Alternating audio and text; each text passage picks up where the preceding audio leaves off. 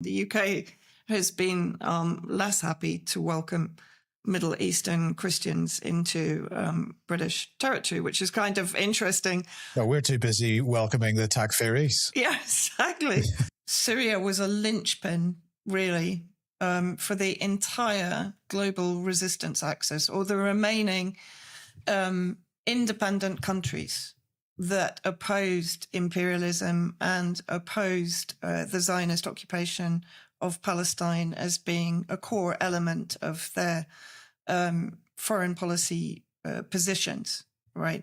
And so that goes from Iran, Yemen, through the whole of the Middle East or West Asia, but then also expands into regions of Africa, as we're now seeing coming under attack. And of course, Latin America. Venezuela was an integral part of the resistance axis. So Machado is also pushing this rhetoric that Hezbollah is establishing itself in Venezuela, that Iran is embedding itself in Venezuela, Hamas is embedding itself in Venezuela. And so therefore Venezuela represents a direct threat to Israel. And of course, I'm sure that this was discussed between Netanyahu and Trump.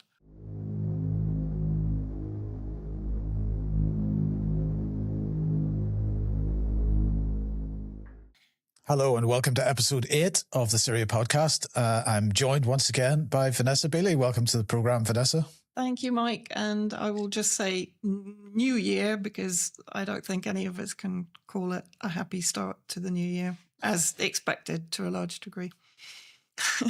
Well, precisely. And we'll call it, this is the Syria podcast. This is the continuation of a series of podcasts that we started last year.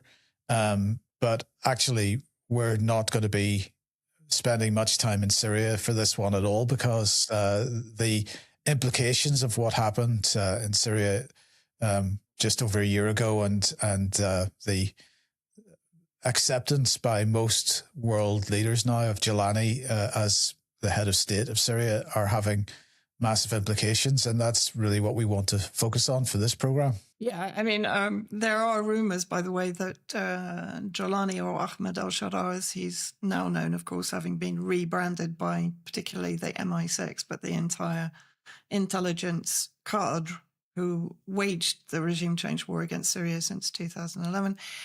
There are rumors and there are images circulating of him after an ambush in which he was injured, and he's now in Turkey, allegedly. This is coming from social media and I think Turkish media accounts and some Israeli media accounts.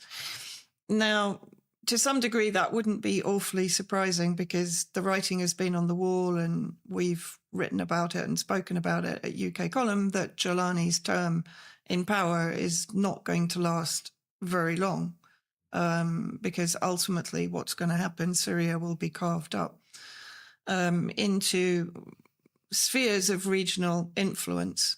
I mean, as you said, we want to expand from inside Syria to effectively what the fall of Syria actually meant. Syria was a linchpin, really, for the entire global resistance axis, or the remaining independent countries that opposed imperialism and opposed the Zionist occupation of Palestine as being a core element of their foreign policy positions, right? And so that goes from Iran, Yemen, through the whole of the Middle East or West Asia, but then also expands into regions of Africa, as we're now seeing coming under attack. And of course, Latin America. Venezuela was an integral part of the resistance axis. Under Bashar al-Assad's presidency, there were flights established with using Venezuelan airlines to effectively fly from Tehran to Damascus and Caracas directly. So that gives you an indication, it gives people an indication of the importance of Venezuela to Syria and of Syria to Venezuela, and of the connection between Venezuela and Syria with Iran and effectively the entire resistance axis. Okay, well, let's sort of, because it's been a few months since we've recorded one of these, so let's start off in Africa, actually, because obviously since the last recording, we've had a number of things happening. The massive ramping up of the conflict in Sudan. We've had the attack over just around the Christmas period of Nigeria and supposedly Boko Haram by Trump. But as well as that, we've got problems occurring in Burkina Faso, for example. So why don't we take each of those? I mean, do you feel that there's a connection between the inflammation of what's happening in Sudan over the last 6 or 8 months in particular? There's a connection with that to what has happened in Syria, or Syria has been a driver for that? No, I think for sure, as I said, we have to see the fall of Syria as being the opening of the floodgates to Zionist expansion, either through proxy vassal or client states like the UAE, which is operating inside Sudan on behalf of Israel, but also in Yemen. You're now seeing the effective isolation of the Ansarullah resistance government in northern Yemen with Saudi Arabia and UAE very much as a proxy of Israel, vying for influence in the eastern territories and southern territories of Yemen. So again, Yemen is being enclosed by the Zionist bloc within Yemen itself, but also from the Horn of Africa, the fact that Israel has also recognized Somaliland and is talking about the conditions of this. Of course, one of the conditions is that it can establish military bases, surveillance bases in Somaliland and on the coast.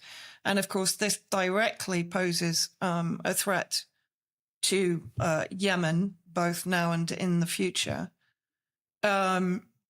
And then, yes, you have the inflammation, as you said, of an already very tense situation in Sudan that, again, has been fomented and stoked and maintained by a number of global players, but particularly if we're talking about Israel, by the UAE, that is extracting gold and rare earth minerals, etc., other resources from Sudan itself. But then if you come into Burkina Faso and Nigeria, as you mentioned, there's also issues, of course, in Eritrea and in Mali. And of course, Mali is also connected into Burkina Faso. Because with Ibrahim Traore, you effectively have a second Thomas Sankara, who, of course, eventually was assassinated by the Imperialist bloc. Because Traore represents a new wave of pan-Arabism, a new wave of African unity and independence and resource nationalization. So again, this aligns with this entire resistance bloc of what are left of independent nations. And very recently, I think it was in the new year, Traore gave a speech to his people about the incoming dark winter, where they had to prepare to unite against the forces that were going to try and again break apart the rising pan-Arabism that he is trying to foster in Central Africa. And of course, that followed on from, as you mentioned, the Trump rhetoric of we have to save the Christians from genocide in Nigeria. Of course, they've done nothing other than drive out Christians from the Middle East for decades through their various colonialist, imperialist projects. So I have very little belief in any statements from them claiming to defend Christianity in any way, shape or form globally. But actually, when I looked into the areas they actually bombed, so they claimed they were not bombing Boko Haram, they were bombing ISIS in Nigeria. So they are kind of two separate entities, but cohesive in some of their operations and so on. But the reality very similar is to Syria again, then. Yeah, exactly. It's just a branding of the various terrorist factions that, of course, the US is sponsoring in these countries to create division and terrorism. And in fact, the area that they bombed was in the north and northwest of Nigeria, which is actually, if you like, I don't like to use the word stronghold because that immediately creates a negative impression, but it's the area where the majority of the Shia Muslim communities reside. And that means Sheikh Zakzaki, who's been persecuted by the Nigerian government, which of course is a proxy of the United States interests very much in Africa, have been murdering the Shia Muslim factions in Nigeria for some time because of their stance on Palestine. There has also been a historic campaign by Christian Zionists to infiltrate the Christian communities in Africa, because of course, historically Africa has been converted to Christianity. And there are various papers and documents detailing the fact that Zionist influence is spreading into Africa through Christian Zionist influence and policies. Boko Haram and that whole insurgency in that part of Africa is, again, parallels to Syria, because we have Islamic extremists created and funded and armed by the West, and then we use those as an excuse to carry out our policies in that region. But it's very much the same. It's always the same modus operandi operating in these places. And in the meantime, in the Western press, we're bombarded with the narrative that of Christian versus Muslim, and the Muslims are genociding the Christians, and we've got to hit Muslims, and so this for the powers that are manipulating this situation, it operates on many fronts. Definitely, and I think the clearest example of that is in Syria, where the war that was waged to change regime ended with the emigration of a huge percentage of the Christian population, massive percentage. And now, of course, under Jolani or Ahmed al-Sharaa, the HTS and Takfiri forces and ISIS elements are carrying out ethnic cleansing again of the Christians, or putting them in positions where they feel so threatened within their very isolated communities now that they're leaving voluntarily. And of course, it's always been made very easy for Christians to get visas to Canada and to even to the US and so on. The UK has been less happy to welcome Middle Eastern Christians into British territory, which is kind of interesting. No, we're too busy welcoming the Takfiris. Yeah, exactly. That's the whole point. This was something that I wrote about for some time, while all successive British governments were saying, we're in Syria to protect the Christians, but hold on, you're actually preventing them from coming to Britain to as refugees, but you're both fostering, creating, radicalizing and exporting Takfiris, and then you're giving them amnesty, if you remember, in around 2016, 2018, to return to Britain. So, it's sort of extraordinary. But this historical cleansing of Christianity in the region has been a strategy for some time, because ultimately what they want is a war between the resistance Muslim factions and the GCC bloc, which of course is very much aligned with the Zionist bloc. They were created by the British in order to effectively protect the Zionist entity and to act as almost outreach agents for the Zionist entity. I mean, David Miller sent me a document that the UAE has released, or it's a secret document that has been released, in which they're complaining that, well, why did we sign the Abraham Accords? Because Israel treats us like a servant. They don't ask us to do things on their behalf. they basically are ordering us to do things. And as I said to David, well, it's a bit late now to cry victim, because this is one, why you were created. And two, you've benefited from this partnership to expand your own reach, both in the region, but also now more extensively globally, with the backing of the Zionist entity and the movement, the entire Zionist movement, which of course then is backed and supported by much of the Western Hemisphere. Obviously, this having a massive impact in North Africa. Why? What is the reason for that? Why is there interest from Zionism and from the West in this region, do you think?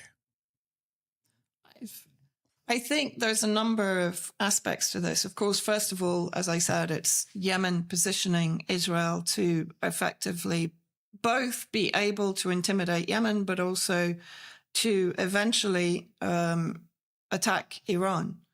Because if Israel has, they already have put air defense onto the island of Socotra, south of Yemen, which is sort of under the control of the UAE, but effectively that means Israel and its US air defense systems. Having control of the Horn of Africa means, of course, that they also have control of the Bab el-Mandeb Straits, which Yemen has been using to blockade shipping to Israel. Resources from an American perspective, having control again, or not losing control in some instances in Africa generally, means excluding China from its soft power expansion. And that is also mirrored in what's happening in Latin America. We can come on to that. Because, of course, China, to a large degree, has a greater foothold now in Africa than the United States through its soft power, Chinese government subsidized expansion campaigns, right? And so much of this move by the Zionists and by the US, how I see at the moment is Pax Americana, as I call it, of course, Pax Americana, is definitely on the decline. But what's happening, in my opinion, is we're seeing coming up behind it and almost in a parasitic way, riding the dying empire in order to expand their own influence, is Pax Judaica, the Zionist movement expansion economically. I know when people think about expansion, they think of settlement and military takeovers, because that's what we've seen for 200 years with the United States, right? My belief and my understanding with the Zionist movement is it's looking to effectively, in a not in the same way as China, it is expanding in the sense of wanting to settle and impose its policies on those countries where it is now increasing its influence. But it's also to have economic structures which are to its benefit. It's kind of a mix of I wouldn't say soft power, because I don't think the Zionist movement ever uses any degree of soft power, but let's say economic blackmail and capture, right? Not necessarily force, because it relies on the US for the force, effectively. I mean, if we look at what's happening in Israel now, in Syria now, or even in Lebanon, beyond bombing, it's very unlikely that they're going to be successful in any kind of ground invasion. They're only succeeding in southern Syria because they have some kind of backdoor agreement with Jolani, and they always have had, that the south would effectively be handed over to Israel. The David's Corridor would be established up the eastern border of Syria, connecting with the Kurdish autonomous state in the northeast, and then eventually into Iraq also.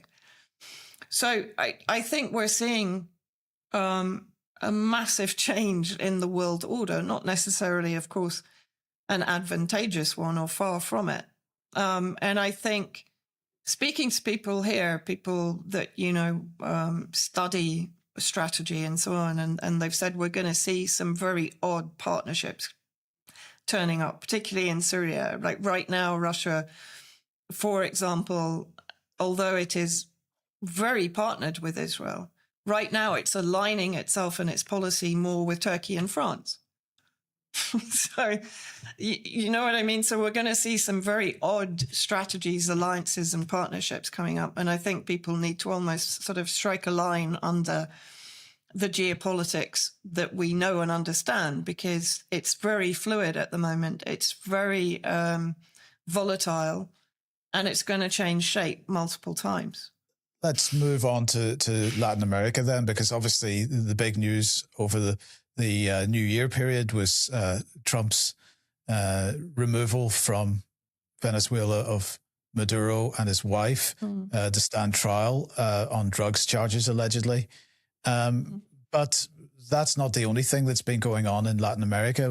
The Isaac Accords deal seems to have been done between Argentina and Israel. And what fascinated me about the rhetoric around that from the Jerusalem Post in particular was the suggestion that this actually was a Latin American accord rather than just an Argentinian accord. So there's clearly something bigger than just a single country going on here. Yeah. I mean, first of all, just quickly to go back to Burkina Faso, because while everything was happening in Venezuela, of course, a lot of people were not seeing or not having it reported on that France attempted a coup in Burkina Faso, which was actually put down very quickly by the people recognizing what was happening and rushing to the defense of Traore. So,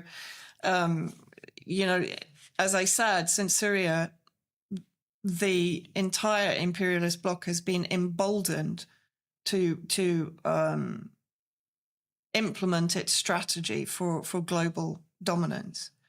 And if we look at just quickly also the connection between Venezuela and Syria, is not only through the resistance axis, but in the late 1900s, I think there's now something like between 700,000 to 1 million Syrians living in Venezuela, many of whom emigrated during the Ottoman period when, again, the region was struck with poverty and lack of future, no jobs, unemployment, etc.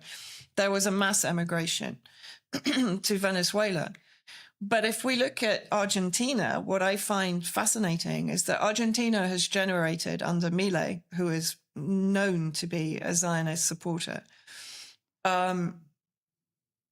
Argentina has generated the Isaac Accords, which are the equivalent to the Abraham Accords in the Middle East or in West Asia, which of course are intended to capture states into the Zionist sphere of influence. And Argentina was actually considered as a potential State of Israel venue by Theodore Herzl in the late 1800s. Argentina was considered. And in fact, the Jews established huge agricultural colonies in Argentina in the 1880s. And there's an area of Argentina called Moises Ville, which is known as the Jerusalem of Argentina. There is also consideration that they were looking to establish some kind of sphere of influence in Patagonia and Chile. So the fact that the Isaac Accords emanated from Argentina, it should be no surprise, really, when one considers the history, the fact that just as with Cyprus now, where Israel is expanding again its reach and influence in competition with Turkey, it's using Argentina, which was its already historically considered area of interest, to expand Zionist interests into Costa Rica, Uruguay, and Panama, who have now also all signed up to the Isaac Accords. At the same time, the US, of course, is working in its usual election interference, most recently in Honduras, where they definitely interfered in the election to ensure that a fascist right-wing government was brought to power to counter the remaining socialist Bolivarian governments in Latin America. So it becomes very clear that this is a campaign to drive out, again, independent countries, whether you are a fan of socialism, it doesn't matter. These countries are independent. They are anti-imperialist. They are pro-Palestine. They are a threat, effectively, to the Zionists, and not forgetting that American think tanks, Israeli think tanks have been putting out this rhetoric for years, now being mirrored by Marina Machado, who, of course, received the Nobel Prize and is not at the moment being supported by Trump to replace Maduro. I think that might change at some point, but who has openly voiced support for Israel. So Machado is also pushing this rhetoric that Hezbollah is establishing itself in Venezuela, that Iran is embedding itself in Venezuela, Hamas is embedding itself in Venezuela. And so therefore Venezuela represents a direct threat to Israel. And of course, I'm sure that this was discussed between Netanyahu and Trump when Netanyahu came to Washington just before the kidnap of President Maduro. Yeah, I'd like to sort of consider this possibility of Latin American countries being a direct threat to Israel. Exactly how intercontinental ballistic missiles? What threat? What possible threat is there to Israel directly of an independent state in Latin America? What I mean, is this about economic power? Is it just about having the support in the United Nations for their policy in the Middle East? What's the desire from Israel's point of view to have this blanket support in a continent that's halfway around the world? Well, I mean, how they're selling it, of course, to the US is that, oh, be careful, Venezuela is in your backyard, and now Hezbollah and Iranian proxies, et cetera, can now attack mainland US, right? That's number one. But the other threat, of course, and it's been talked up by organizations like by the Atlantic and West Point and all of these major think tanks, is that Venezuela is providing drone manufacturing facilities for Iran. It's providing training camps and so on for Hezbollah. So the thought is they will be trained and recruited and empowered in Venezuela and then sent back to fight against Israel.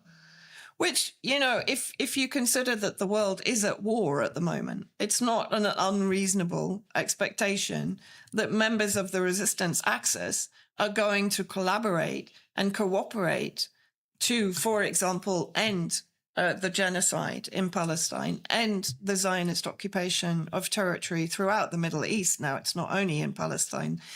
They've extended into Lebanon, into Syria, as we know. They're putting pressure on Iraq. They're extending into Africa and into Yemen through proxies or directly. And so even if this were happening, why wouldn't it happen? Why wouldn't these countries be defending themselves potentially against what just happened? Because it was actually Cuban special forces that took the brunt of the attack. I think there was something like around 40 Cuban special forces that were killed in the attack. Let's just broaden the discussion out a little bit, because it's something that I'm not clear about is what are the kinds of discussions that are happening between these countries that would consider themselves to be in the resistance axis. And the reason I ask that is because I a couple of over the Christmas break, I was watching the HBO series John Adams again, and of course that's talking about the War of Independence, and we're just coming into the 250th anniversary of the Declaration of Independence and whatnot. But some of the the conversations that were going on between the original colonies in the United States in their in approaching the decision about whether to oppose Britain, and they were sort of saying, well, Britain wouldn't do that, and these kinds of conversations. And I just wonder, are there parallels to be drawn here between conversations that might be going on within and between the the countries that we would consider to be in the resistance axis, because it does strike me that maybe Venezuela should have been a bit more prepared for what happened than they appear to have been. Yes. I mean, it's kind of interesting to me that it's largely, it's the British press that are like the Telegraph that are pushing this idea that he was betrayed from within, which to me completely mirrors the narrative on Syria. I'm not saying that there wasn't betrayal from within in Syria, but there's this parallel narrative that in Syria, the Syrian Arab army collapsed completely and surrendered. And so then why should Russia or any of the other allies fight, right? The same narrative is being put across now immediately in Venezuela, but literally 48 hours after the event. And Syria, 1 year on, although it's much clearer as to what happened, it's still not, we don't have full clarification. But one thing I would say in Syria now, what is coming out through interviews with former Syrian army officers and soldiers is they didn't surrender. They fought to the last man. But what happened on the field basically put them into disarray and isolated various brigades, right? Even the Jolani 2-hour documentary detailing their campaign to reach Damascus, which, by the way, in my opinion, was entirely strategized by the British, because there's no other country on the planet that would have come up with the strategy that Jolani used, nor if you see him in the operations room. I mean, it's something that the British military would be proud of, right? So this was a massive operation. And in my opinion, just as the British were behind the strategy of the Haganah terrorist forces in Israel when they conducted the Nakba, the ethnic cleansing of Palestinians, they were behind Jolani's operation entirely. But even in that documentary, they talk about the fierce resistance from the Syrian Arab army in all cities and areas that they attacked. So they didn't surrender. They were still fighting long past, when they were overwhelmed, basically, by Jolani's forces and by the drone attacks that were not being intercepted, etc. So I see parallels in this. It's almost like an absolving of any responsibility because the army stood down. Maduro was betrayed, so no one wants him anyway. The same and the same kind of rhetoric that's been used also by Russia largely regarding Syria, and is now being used again in reference to Maduro. And so I find it very interesting. This seems to be now the new MO, is to effectively create a situation which it looks like Maduro has been betrayed. I'm not ruling out that he was, by the way. But I'm just saying we need to be very careful about rushing to judgment and saying, well, yeah, But coming back to your point of should they have been better prepared, I think it's very difficult to put yourself in the shoes of someone in the position of former President Assad or even of current President Maduro and the pressures that they were under and how they read the situation. But I would say that both presidents, as far as I know, received warnings. And both presidents maybe didn't do enough or maybe didn't expect or were maybe led to believe that nothing was going to happen. I find it quite interesting that the Chinese delegation were there the day before. Now, I think my interpretation of that is, and maybe it's what led to Trump's operation literally the day after, was because, in my belief, China was trying to capture Venezuela, in a sense. It was trying to say, okay, look, we'll deal with you. We'll take the oil against U.S. sanctions, of course. And China has the processing capability for Venezuela's heavy crude oil. So does the U.S. That's why the U.S. needs Venezuelan oil, because the oil that the U.S. is producing as someone described it, it's a bit like putting champagne through a diesel plant. It's too light. They actually need the heavy crude Venezuelan oil, but so does China. And so, according to some reports, China was saying, look, we'll start dealing in alternative currencies to the dollar. We want to become a partner of Venezuela in the oil industry. And perhaps they were offering investment and so on. And this, because what Trump needs is that those collateral resources, they're worthless at the moment to the US, because I think it needs something like 40 billion investment into the Venezuelan oil industry before it can be viable as an operating oil provider for the US, right? Yeah. But from a US point of view, it needs to secure that collateral. It can't see it disappear off to China, right? Or even to Russia, but kind of to a lesser extent, I think, with Russia. I think China was the big threat, and China is the major threat in Latin America also. So again, like with Africa, this is also about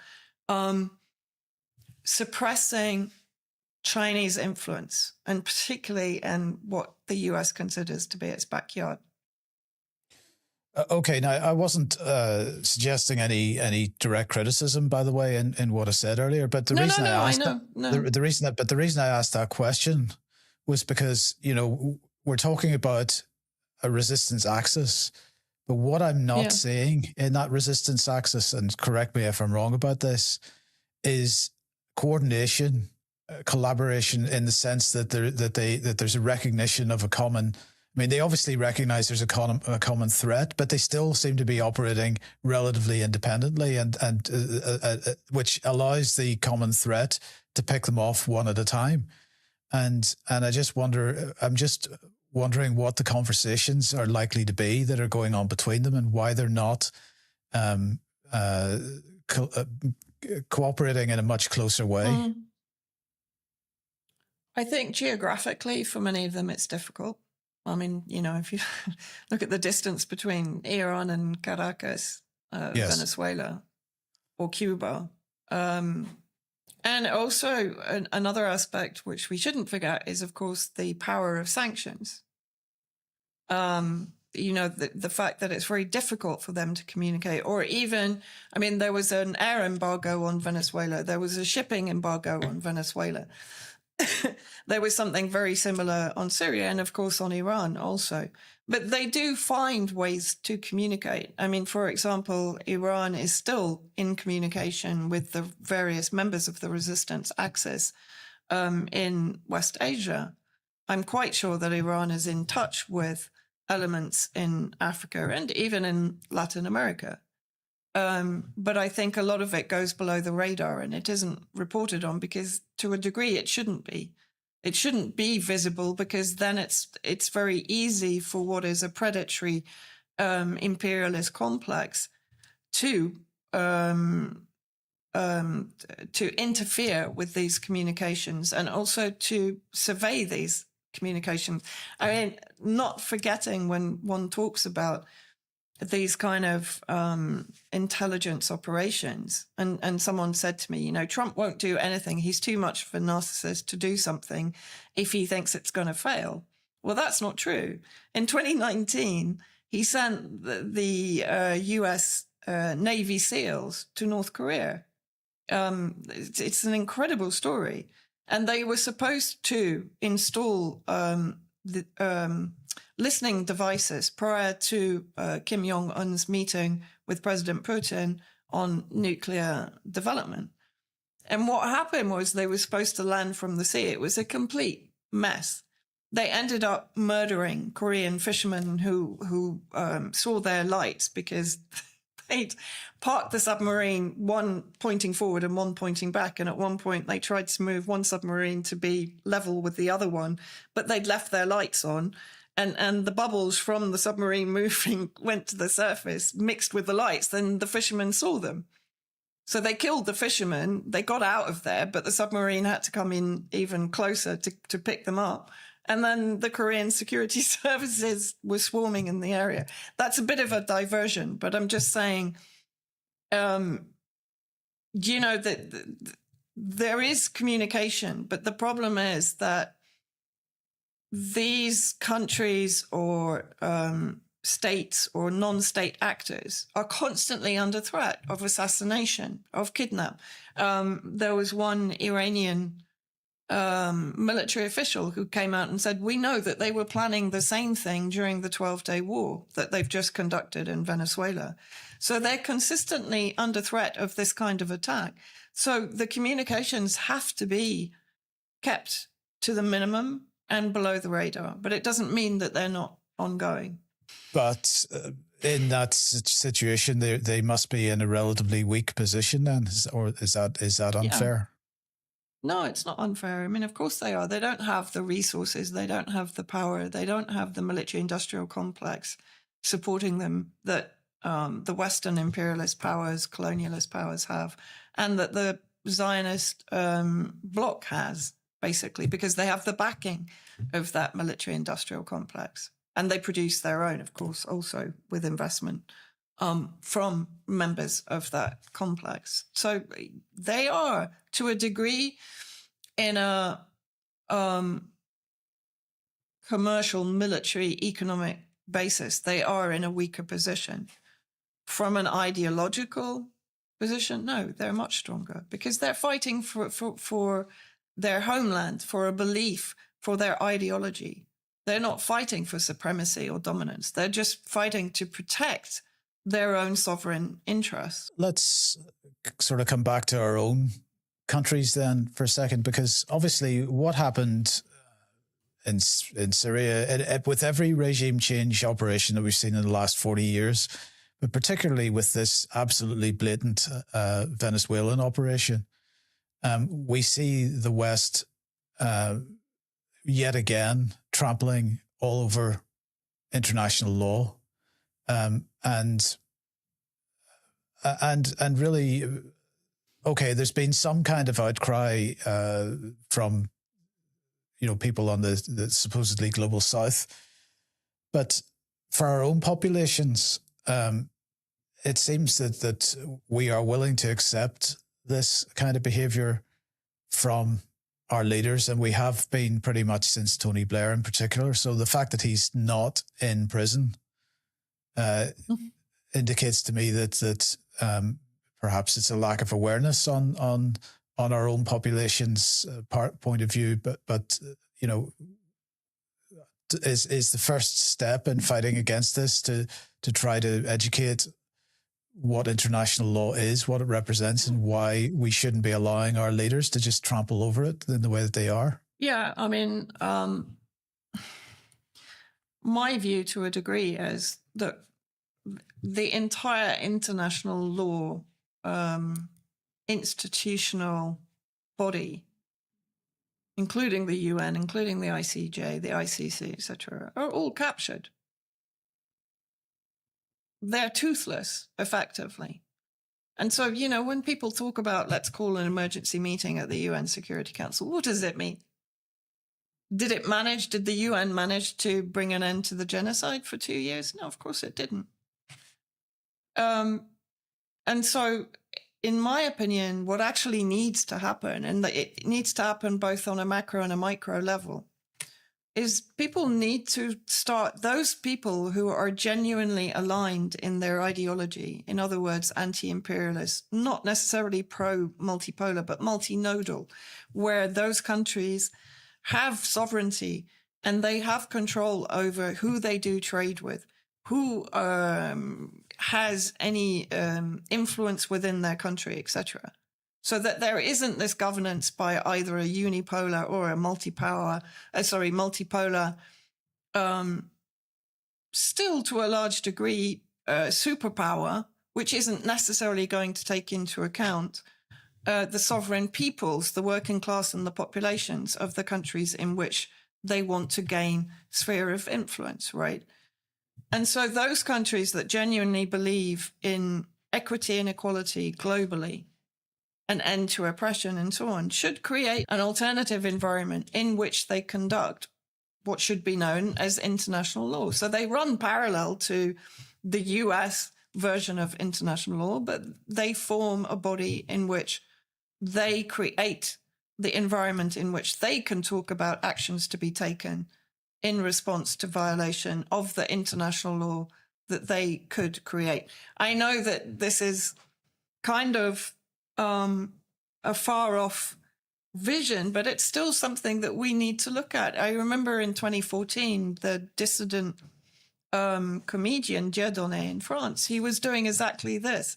He was creating institutions and organizations like insurance companies away from the established insurance companies who are basically ripping you off. So he wasn't interfering with them, but he was creating something on a parallel basis. And that is, it's a concept which I think all of us need to start thinking about. Why are we allowing ourselves to be captured by systems that are there to effectively oppress us, censor us, punish us for whatever dissident thought we might have against whatever policy is incoming? I think this is absolutely right. I think if you remember a couple of years ago, Michael Gove published the new definition of extremism in the UK, and this is still the definition used by the Starmer regime, they introduced this concept of creating parallel institutions as being somehow an extremist act. And that should be an indication, as to the direction we should be thinking. But my question is, but obviously, at some point that needs to happen at an international level. And the question is, is the United Nations such a busted flush that it could never be redeemed from this point of view? I mean, obviously there are many aspects of the UN that are worthy of criticism, net zero and Agenda 2030 and 21 being one aspect of it. But if we just stick with the international law aspect of it and the UN Charter and the Security Council and so on, is that such a compromised institution at this point that it needs to be replaced? It needs a major overhaul if you're going to keep it. But I mean, you would say the same about the BBC on a lower level. Is it better to get rid of the BBC? And for a grassroots, I know it's very difficult because then you have the issue of infiltration and so on. But it's the same issue. Yes, if you got rid of the veto, for example, you might be able to restore some of the kind of equity within the UN. But that's going to be, as soon as you put through a resolution like that, it'll be vetoed.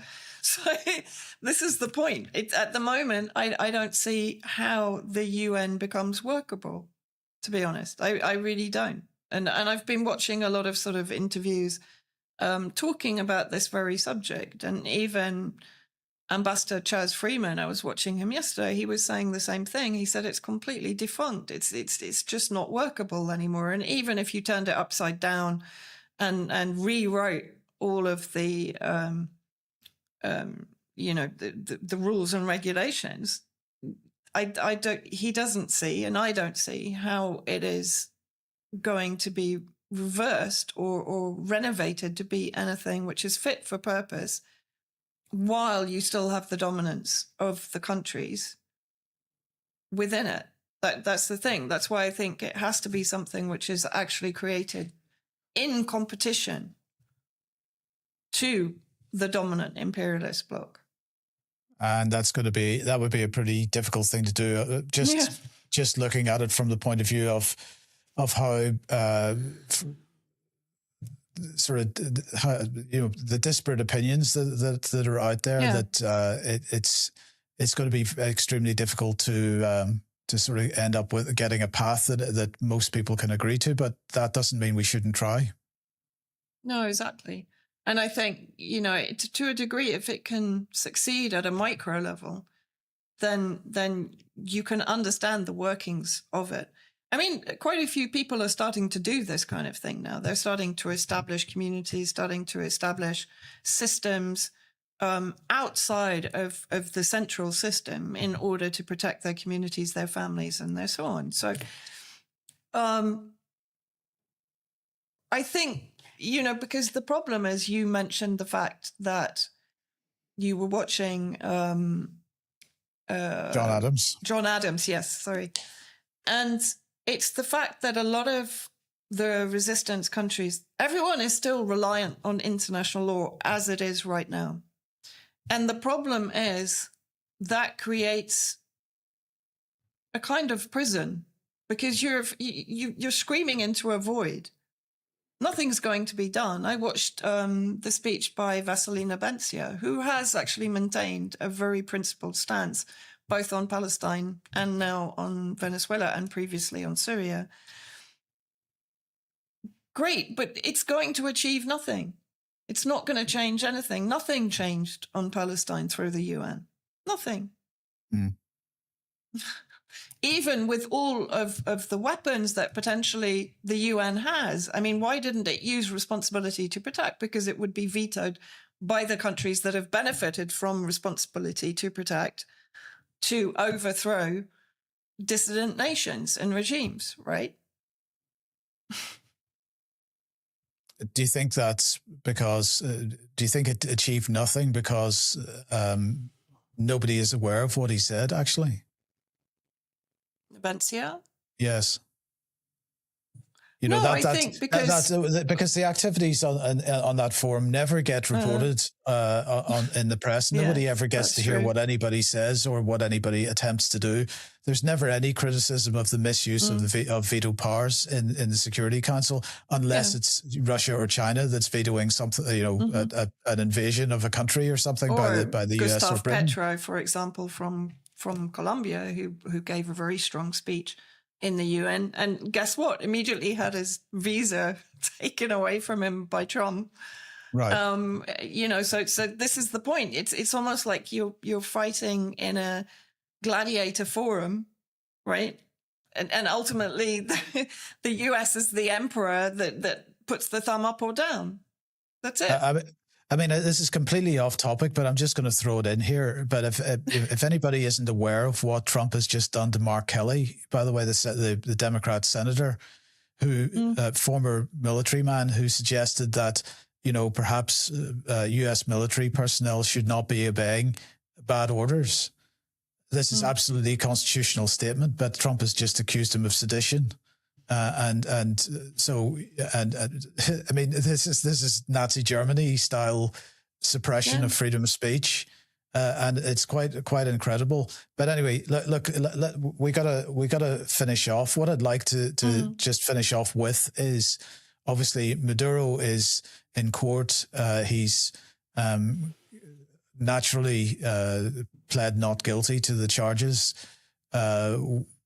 What do you think is going to be the outcome of this? And is Iran next, or who's next for this kind of treatment, do you think? Well, I mean, you know, they're basically denying him his right to immunity as president, and this was the precedent set by the overthrow of Manuel Noriega in 1990, where they said, basically, I'm paraphrasing, the US didn't recognize the government of Noriega, and therefore he didn't have the right to immunity in an American court.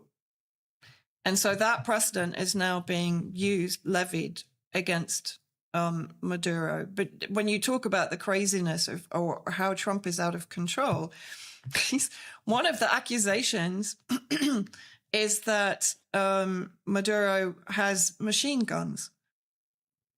And under American gun laws, this shouldn't be allowed. I mean, it's just like, what? What? But this is the insanity of the Trump administration. And I think, unfortunately, I mean, I just had a skim through the charges that are being brought against him, and even against Chilla Flores, however you pronounce her name. And my apologies if I mispronounced her. They're accusing her of orchestrating kidnappings and murders and so on. And they're refusing her medical treatment, according to the Telegraph reporter who was in the court.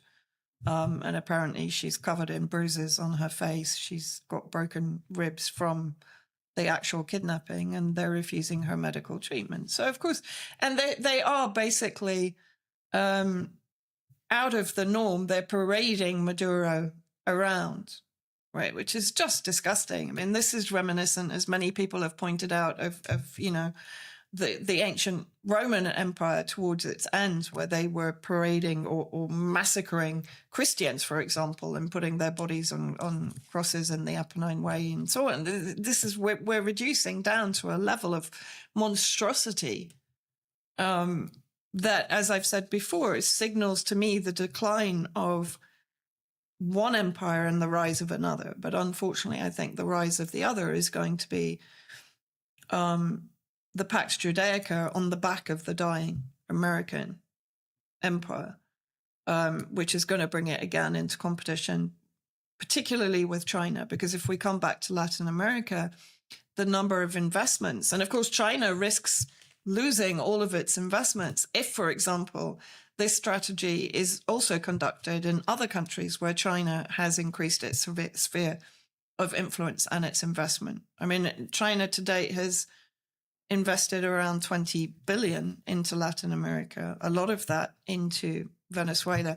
And just very quickly to end with a point which I think demonstrates what I'm talking about.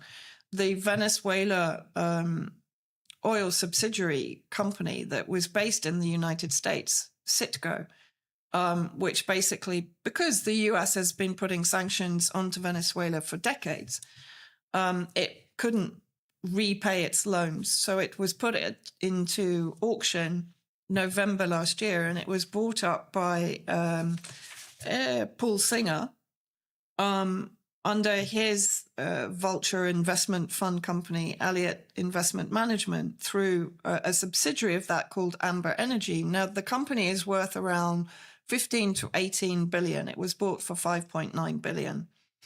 But the interesting thing about Paul Singer, not only has he supported Trump's campaign both in 2016 and his recent campaign for the presidency, and he's also supported Trump's campaigns against his detractors like Thomas Massie, but he's also a major, I think he's number 7 in the list of donors to Israel.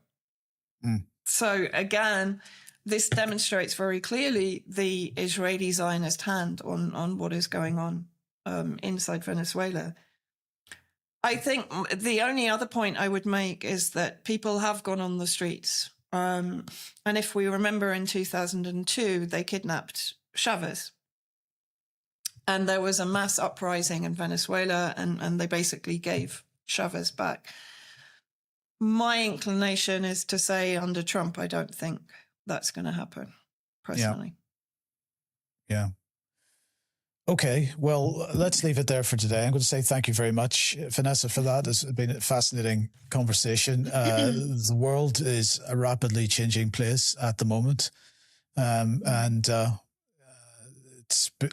change is largely being driven by our leaderships. And so, this, as usual, lots of people don't quite grasp why international affairs are their problem, but everything that's going on in this world is our problem. And, I think it's naive to think they're going to do that to those countries, but they wouldn't do that to our own. I think we're living through a pace of change in our own country where people increasingly don't recognize it, but they want to strike out at the immigrant or at the Muslim or whatever it happens to be, and not focusing on who's driving these policies in the first place. I think we've always got to keep an eye on who that is. I think the point is, if all these independent countries are brought to heel and incorporated into the transnational ruling elite complex, then we're next. That's without a doubt, because then there's nothing standing in their way. There's no distraction from focusing in on bringing their own populations under control. Indeed. Thank you, Vanessa. Thanks for joining me. Thank you.